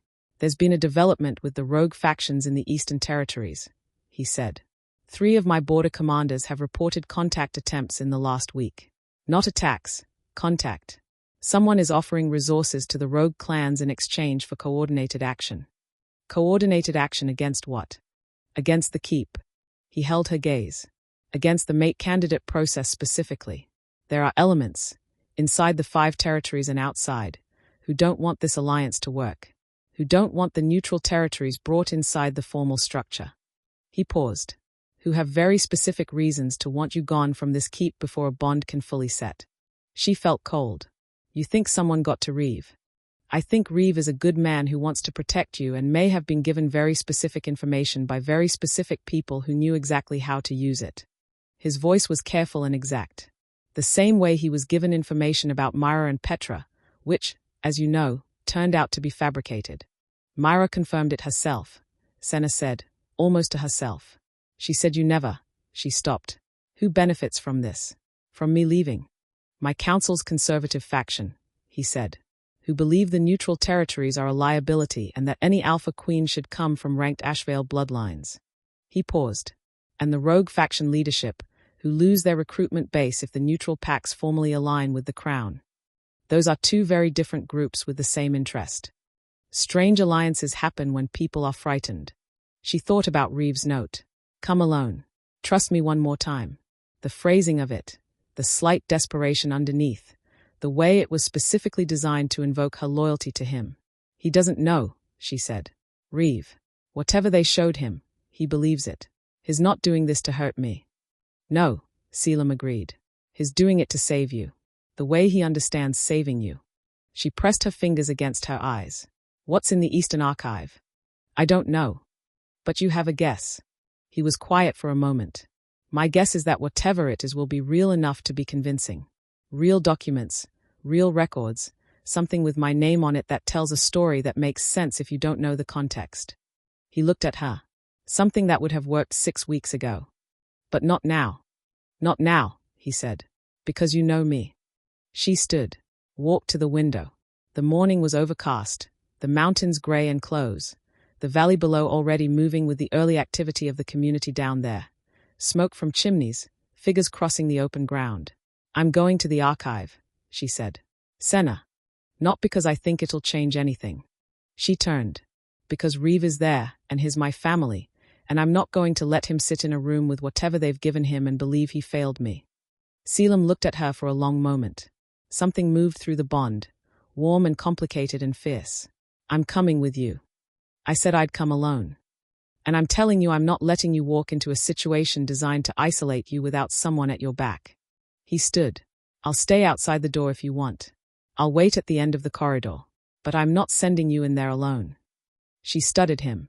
"This is going to be a recurring disagreement, isn't it? You and alone. You have a talent for walking into danger with complete self-possession, and it activates every protective instinct I have," he said. "So yes, probably recurring. I find that annoying." "I know. And somewhat endearing," she added, which she could see surprised him. "Don't tell anyone." The Eastern Archive was on the keep's ground level, a long low-ceilinged room that smelled of old paper and lamp oil, lined with shelving that held the documented history of Ashveil governance going back 4 generations. She'd spent time here in her 2nd week, had found it useful and calming in the way that organized information always was. Caelum waited at the corridor's end, as promised. She felt him behind her like a hand at her back, not touching, not directing, just present. Reeve was at the far table, hunched over a spread of documents, and he looked up when she pushed the door open. The relief on his face when he saw her was immediate and real, and followed almost instantly by a complicated guilt when he registered her expression. "You didn't come alone," he said. "He's in the corridor." "Senna, show me," she said. "Whatever you found. Show me." He hesitated. Then he gestured to the table. She crossed and looked at the documents. They were old, genuinely old, the paper foxed at the edges, the ink faded to brown. Border authorization records from 8 years ago. Requisition orders for conscripted wolves from the neutral territories. And at the bottom of the pile, a letter bearing Caelum's signature and seal, crisp, unambiguous, authorizing the use of neutral pack members in a high-casualty operation on the Eastern Front. She read it twice. "Where did you find this?" she asked. "The archive system is accessible to keep residents. I've been working through it for weeks." He watched her face. "It's real, Senna. That's his seal. That signature matches everything else I've found with his name on it." "When was this operation?" 8 years ago. 6 months before the northern incursions." "Were the neutral pack members identified?" "Names?"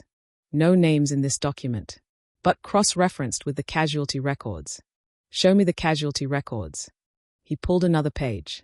She read it, scanned the names, Northern Territory designations beside several of them, which made her stomach turn over. She picked up the authorization letter, looked at it carefully. The seal was exact. She'd seen enough of Caelum's correspondence over the past weeks to know what it looked like. The signature matched. The dating was consistent. "I need to show this to Caelum," she said. "Senna. Reeve." She looked at him steadily. "If this is real, he needs to answer for it. If it isn't, he needs to see it.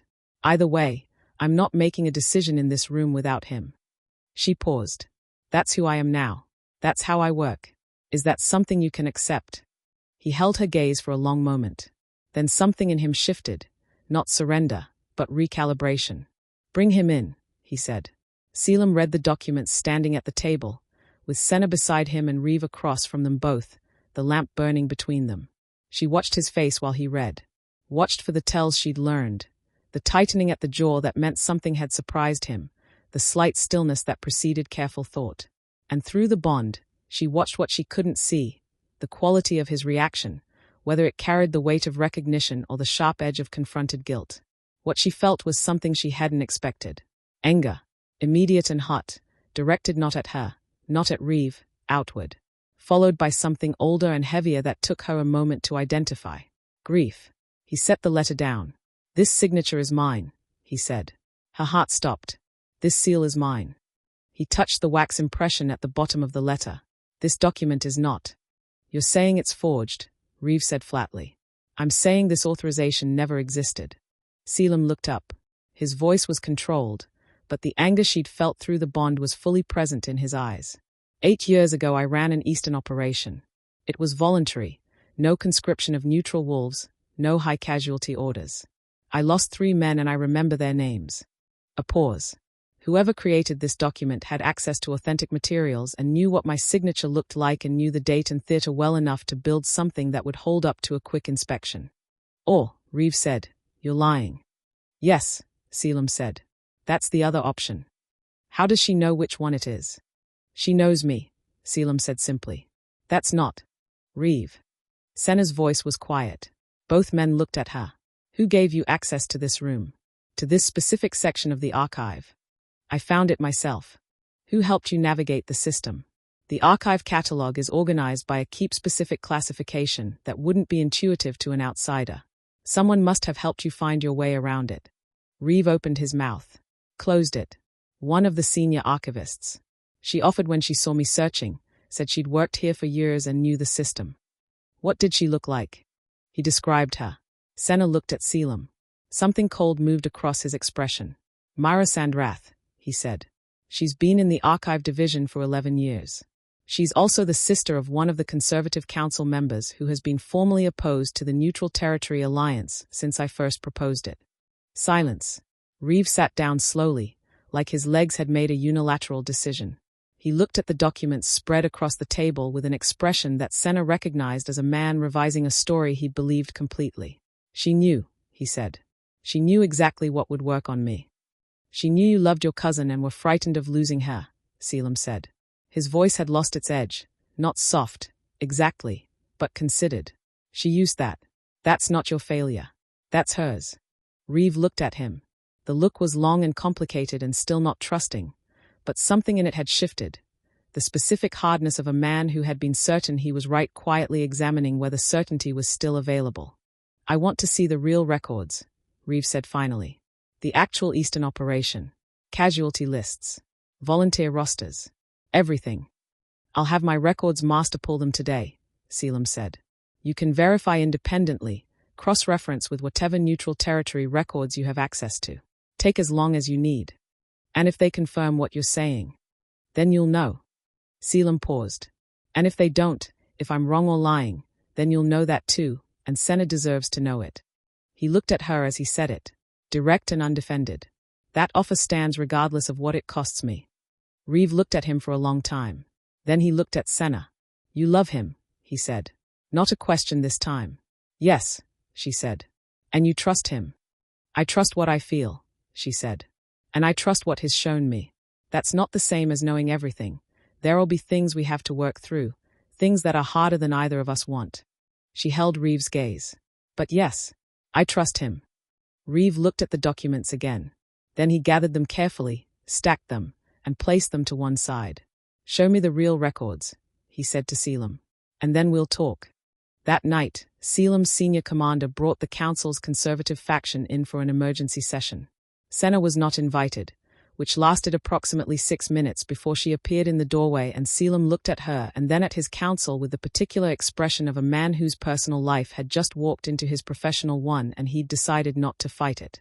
Miss Voss, one of the council members said, with the specific intonation of a man who had opinions about what she was doing in this room.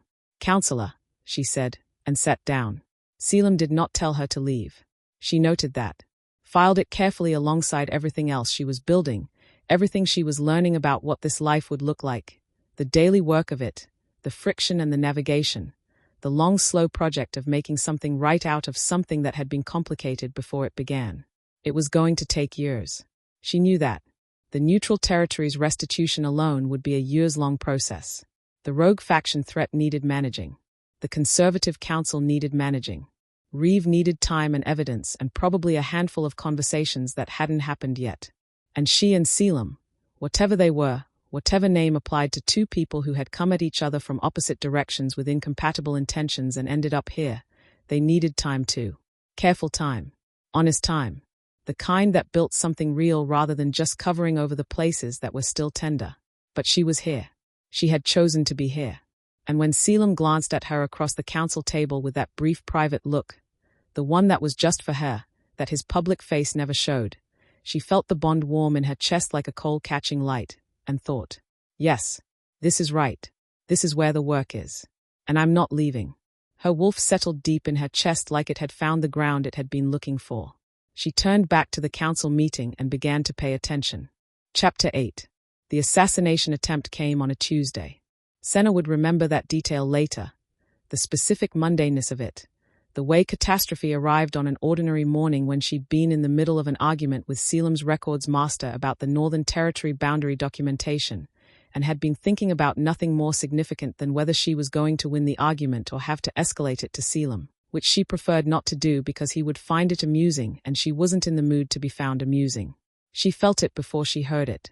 A rupture in the bond, sudden and violent, like a cord pulled to snapping tension. Pain that wasn't hers flooded through her chest with a specificity that left no room for ambiguity. She dropped the boundary documents on the records master's desk and was moving before she'd consciously processed the decision. Caelum. She ran. The war room. She knew it was the war room before she reached it because she could feel him there, the signal of him concentrated and struggling, and because the corridor outside it held 3 guards who were down, not dead. She registered with desperate relief as she cleared them, unconscious, some kind of fast-acting agent, and the door was closed. She hit it at full speed. The room beyond was chaos.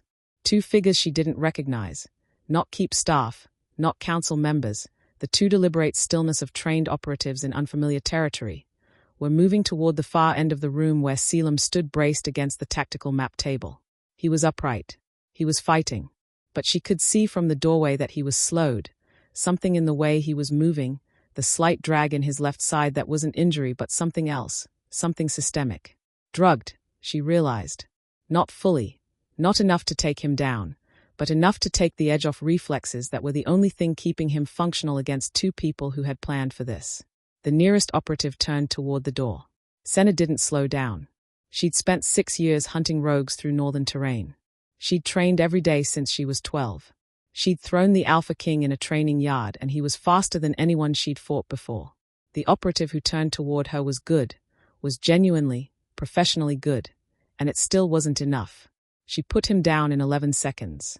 She was already moving toward the second before he hit the floor. This one was faster. They traded. She took a hit to her ribs that she noted and set aside, gave back one that sent him into the shelving along the east wall. He came back up. She met him, and when she put him down the second time she made sure he stayed. Silence. She was breathing hard. Her ribs made their objection known. She turned. Caelum was still standing, though his hands on the table's edge had gone white-knuckled, bracing. He was looking at her with those silver eyes and an expression she hadn't seen on him before. Something raw and unguarded and completely unmanaged. "Senna," he said.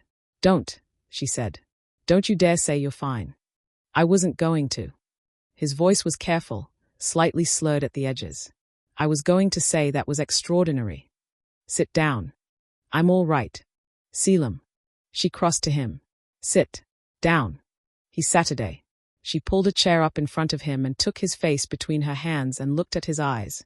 Pupils uneven, the left slightly larger than the right. Her stomach dropped. "What did they use?" she demanded. "What did they give you?" "I don't know. It was in the water carafe. I'd had 2 glasses before I noticed the taste." He blinked, deliberate and slow. "I'm still here. Mostly." "Mostly," she repeated. "Wonderful. You're mostly here." "You're here fully," he said. "That's what matters." She pressed her fingers to his pulse. Fast but strong. Through the bond she could feel the drug working through him. Not silver, not anything that would harm him permanently, but something designed to incapacitate long enough. Long enough for what? She didn't want to think about. "I felt it," she said. "Through the bond. From the records room." "I know." Something moved in his expression. "I felt you coming. You should have called for the guards." "The guards were already down by the time I knew there was a problem." His hand came up and covered hers where it rested on his jaw. "I was managing. You were barely standing." "I was standing," he said, with a precision that she recognized as him being as honest as his current state allowed. "I was waiting." "Waiting for what?" "For you," he said simply. She stared at him. "I felt you in the bond," he continued, his voice gone quiet. "Coming this way. I knew you were coming." His thumb moved over her hand. "I just needed to stay upright long enough." "That is the most reckless thing I have ever heard," she said, "and I have done genuinely reckless things. You threw yourself at 2 trained operatives. I knew I could take them. And I knew you were coming." His eyes held hers. "It's the same logic." It wasn't the same logic. It was completely different logic. She was going to explain that to him in considerable detail once his pupils were even again and she was confident the drug was clearing. For now she kept her hands on his face and felt the bond between them humming steadily, shaken, stressed, but intact, and let herself breathe. "Who sent them?" she asked. "I recognized one," he said. "Heir. He's a contact in the Eastern Rogue Network, or was. He's been on the intelligence watch list for 2 years. A pause. Someone gave him access to the keep. Someone on the inside. The council faction. Almost certainly. Then we have a problem that isn't resolved by putting 2 operatives on the floor." "No," he agreed. "We have a structural problem." He looked at her steadily. "Which I can't resolve if I'm dead." "You're not dead." "No. Because you came." He turned his hand under hers, linking their fingers. "Do you understand what I'm saying?" She did. She'd understood it from the moment she'd felt the rupture in the bond and started running without thinking. This wasn't a mission anymore. This wasn't strategy or duty or the careful negotiated terms of a complicated alliance. This was her running toward danger without calculating the odds because the alternative was unthinkable. "Yes," she said. "I understand." "Good." He exhaled slowly. "Because I need you to understand something else. Right now, your pupils are uneven." "Right now," he said. While I'm too drugged to be careful about it. She looked at him. I've been managing things alone for 12 years, he said. Every decision, every crisis, every council meeting and border conflict and diplomatic disaster. I've been the only person in the room who had to hold all of it. His hand tightened on hers. And then you sat down in my council meeting 2 weeks ago and started paying attention, and I realized I was holding it with someone for the first time since I became Alpha King. He paused. That's not a small thing to me. Caelum, I know we have things to work through. The territories, the restitution, Reeve, the council faction, whatever is going to come next. I know it's not simple and I'm not pretending it is. His silver eyes were direct and unguarded and completely without armor. But I need you to know that whatever comes, you are not a political calculation to me. You are not a mate bond convenience or an alliance strategy. He paused. You are the person I was waiting for. 12 years and I didn't know I was waiting, and then you walked in and argued with me in front of everyone and I knew. She was not going to cry. She had very strong feelings about crying in war rooms. Your pupils are still uneven, she said. I'm aware. This conversation should probably wait until. Senna. What? Marry me. She stared at him. I know the timing is terrible, he said. I know I'm partially drugged and there are 2 unconscious people on the floor and the records master is probably wondering where you went. I know we have months of work ahead of us and your cousin doesn't fully trust me yet and my counsel is a problem. He held her gaze. Marry me anyway. The fire in the hearth. The maps on the walls. The 2 unconscious operatives that she was going to feel worse about when the adrenaline wore off. The bond between them warm and certain and load-bearing. The way he'd said, the way she'd felt it from the first moment. She thought about her father's kitchen garden, the way her mother's hands had always smelled like rosemary, Davin who would have been extraordinary at cartography. She thought about the valley behind the keep and a small girl with her arms raised. She thought about running down a corridor toward danger because the alternative was unthinkable. She thought about what it meant to choose something not because it was safe or simple or without cost, but because it was right. Yes, she said. Something moved across his face, relief and joy and disbelief, brief and honest and nothing like the controlled expression the rest of the world got from him. Yes, he said. Don't make me say it again. I might need you to say it again. Caelum. I'm partially drugged. Repetition helps. She laughed. It came out shaky and real and slightly wet at the edges, which she was going to blame on the adrenaline. His hand came up, slowly, giving her time, and cupped her jaw with that deliberate gentleness that still got her every time, the contrast of it, the size of his hand and the care of the touch. Senna Voss, he said quietly. Who came here to kill me? Don't start. Who threw me in the dirt on the 4th day? I'm going to do it again if you don't. He kissed her, slow and certain and tasting faintly of whatever they'd put in the water carafe, which she was going to have words with his security team about. She kissed him back because her wolf had been right from the beginning and she was done arguing with it, and because the records master and the unconscious operatives and the conservative council faction and all the months of complicated work ahead of them could wait approximately 3 minutes. When they broke apart, his eyes were still slightly unfocused, but the crinkle at the corners that meant he was genuinely, unperformatively happy was entirely present. Your pupils are still uneven, she said. Noted, he said. Still worth it. She kept his hand in hers. Through the bond, she felt him, warm and tired and certain in hers. Felt the steady structural hum of something that had been building since a ballroom and a first look across a crowded room. Something that had survived poison and forged documents and 2 unconscious operatives on a war room floor. From the corridor outside came the sound of running feet, real guards this time, responding to the delay, someone having finally noticed. Voices. The keep coming awake around them. Ready, he said. She looked at him, at the maps on the walls and the work they represented, at the door that was about to open and the world that was about to come through it. Yes, she said, and meant it completely. Epilogue. 4 months later, Senna stood at the window of the Alpha King's chambers. Her chambers now, a reality she was still occasionally ambushed by in quiet moments, and watched the valley below come alive in the early light. The morning was clear. The kind of clear that happened in the mountains after 3 days of hard weather, the air scrubbed clean and sharp, the light coming off the snow on the upper ridges with an intensity that made everything look newly made. Below, the valley community was already moving. Smoke from the first chimneys, figures crossing the open ground between the low stone buildings, a group of children chasing something near the river that had captured their complete collective attention. She had her hands wrapped around a mug of tea she'd made herself, because she'd discovered in the first week that the keep's kitchen would produce tea at any hour if she asked, and she'd been asking at unreasonable hours frequently enough that they now left a kettle on for her. Small domestic victories. She was collecting them. Behind her, the bed. Behind her, Caelum, still asleep, which happened rarely enough that she'd learned to treat it as something worth protecting. He ran on less sleep than anyone she'd known, a dominant wolf's metabolism, always running hot, always processing, but in the months since the war room he'd been sleeping more. She thought it was the bond, the particular quality of rest that came from not being the only person holding everything. She watched the valley and thought about the council meeting scheduled for this afternoon, which she was attending not as a guest or an observer but as a formal participant.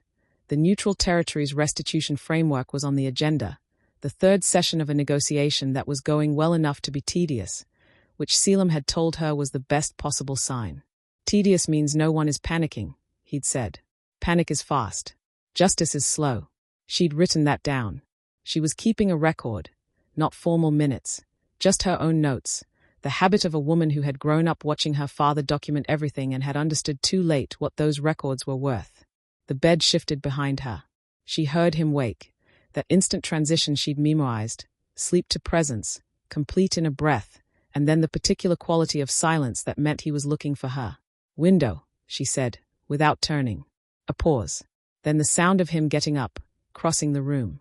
His arms came around her from behind, warm and solid and smelling of pine and sleep, his chin coming to rest on the top of her head with the ease of something practiced. How long have you been up? He asked. An hour. Maybe more. You could have woken me. You were sleeping. I sleep better when you're there.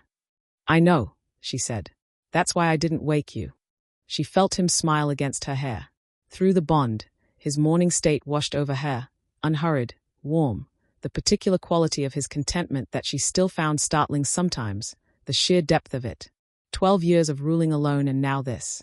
She felt the weight of the before in him sometimes, the long solitary years of it, and it made her understand the after differently.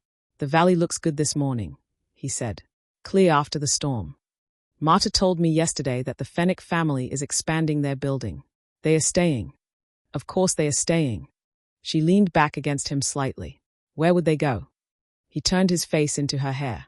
She felt him breathe in, slow and deliberate, the way he did when he was settling into something rather than moving through it. How do you feel? He asked. Fine. Good. She paused. Ask me the thing you're actually asking. A beat. It's been 4 months. I know. Since the war room. I know, Caelum. The healers said. I know what the healers said. He was quiet. She could feel him working through the careful architecture of how to say the next thing without it landing wrong, and she appreciated the effort even as she prepared to make it unnecessary. I need to tell you something, she said. His arms tightened slightly. Not restricting, just present, the reflex of a man bracing for news and choosing to do it in contact rather than distance.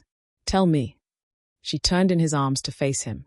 He was looking at her with those silver eyes that were soft in the morning light, and his hair was disheveled, and his expression was doing that thing where he was completely available to whatever she was about to say. No management, no preparation, just open. She'd fallen in love with his face in the dark of a war room 4 months ago, and she was apparently still doing it. I spoke to the healers yesterday, she said. Senna, let me finish. He went still. I went because I wanted to understand the bond mechanics better, the healing effect, the life force transfer, all of it. I had questions about the Northern Territory records too, about documented cases of cross-pack bonds and their physiological effects. She paused. And while I was there, I mentioned some things, physical things, that I'd been noticing. Caelum was not breathing. The healers ran some checks, she said. 3 separate checks, because I kept asking them to run them again. His hands on her waist had gone very still. It turns out, she said carefully, that the bond does things, physiologically, things that apparently aren't documented anywhere in the Northern Territory records because it hasn't happened before, a human wolf bonding with an Ashveil alpha. She held his gaze. Things like healing old damage. Senna. Her name in his voice, barely above a whisper. The healers think the bond has been working on it since it set, she said. Slowly. They said it would have started around the first month, when the connection fully established. She watched his face carefully. I was told I was infertile. 6 years ago, after an injury. I was told it was permanent. His eyes were very bright. It isn't, she said. Permanent. For a moment he just looked at her. Then he closed his eyes, and she watched something move through him. Not slowly but completely. A wave that started somewhere deep and came all the way to the surface. His jaw worked. His hands on her waist pressed in, not painfully, just as if he needed the confirmation of her being real and present and here. Caelum, she said softly. He opened his eyes. They were luminescent in the morning light, the silver of them gone almost white, and she felt through the bond what she'd felt from him the night in the war room and on every ordinary morning since. That enormous, aching, fiercely private joy that he kept mostly for this room, this window, her. How far along? He asked. His voice was not entirely steady. 8 weeks, she said. Give or take. He made a sound. She'd never heard him make that sound before, unguarded and undone and completely without the controlled precision that was his default mode. He pulled her in and held her with both arms, and she felt his face press into her hair and his chest rise and fall against her, and through the bond an emotion so large it didn't have a clean name, just warmth and disbelief and the bone-deep satisfaction of someone who had stopped hoping for something and been given it anyway. You're sure, he said. 3 checks. I want a 4th. She laughed against his chest. I'll tell the healers. He pulled back just enough to look at her face. His thumb traced her cheekbone with that particular deliberateness, the gesture she'd catalogued from the beginning, the one that meant she had his full attention and he was memoizing the moment. I have to tell you something, he said. Tell me. When you came to this keep. Caelum. I'm serious. When you arrived, I had a list. Diplomatic objectives, alliance parameters, mate bond probability assessments. His mouth curved. You were item 6 on the candidate list. Politically inconvenient due to neutral territory affiliation. Flagged as a potential security risk due to known combat background. I was flagged as a security risk, she said. That's honestly fair. And then you walked in and argued with me in front of my entire court, he said. And I went back to my chambers that night and sat at my desk for an hour without doing anything because I couldn't stop thinking about your face. That is information you could have shared earlier. I'm sharing it now. She looked at him, at the man who had stood outside her door for 4 minutes and counted, who had kept a valley full of refugee families and an archive full of his own failures and a folder of angry letters to his commanders, who had sat on a war room floor half-drugged and proposed to her with 2 unconscious operatives on the ground. We have a council meeting this afternoon, she said. We do. The restitution framework, 3rd session. Tedious and therefore promising. And Reeve wants to review the eastern boundary documentation before then. He found a discrepancy in the survey records from 8 years ago that he wants to walk through. I know. He sent a very thorough note. A pause. He signs them Heir Voss now. Not Reeve. It's formal. He's deciding how much to trust you, she said. The formality is how he manages it while he figures it out. I know, Caelum said. I'm patient. You're not particularly patient. I'm patient about the things that matter. She looked out at the valley again. The children were still at the river. The chase had apparently ended in a standoff of some kind, everyone frozen in positions of negotiation. The morning light was full now, warming, the cold clarity of the early hour softening into something more livable. We should tell Reeve, she said. About the baby. Before the council meeting. Before the council meeting, Caelum agreed. Definitely before. He'll need time to adjust. He will. He's going to want documentation from the healers. He can have it. She turned back to him. He was watching her with that expression. The private one, the one the rest of the world didn't get. The one that had been hers since a charged look across a ballroom and a line of women and a plan that had made complete sense until it didn't. We have a lot of work ahead of us, she said. We do. The council. The territories. Reeve. All of it. All of it, he agreed. Together. She rose onto her toes and kissed him, unhurried, certain, the way you kissed someone when the urgency had settled into something deeper and more durable than urgency. He kissed her back with both hands cupping her face and the bond between them warm and structural and load-bearing, the way he'd said, the way it had always been. When she pulled back, the valley was fully lit below them, the mountain light clean and cold on the stone and the smoke rising from the chimneys straight up in the still morning air. "Ready," she said. He looked at her with those silver eyes, and she felt through the bond everything he felt in that moment. The enormous, patient, fiercely certain love of a man who had stopped believing in something and been given it back. "Yes," he said.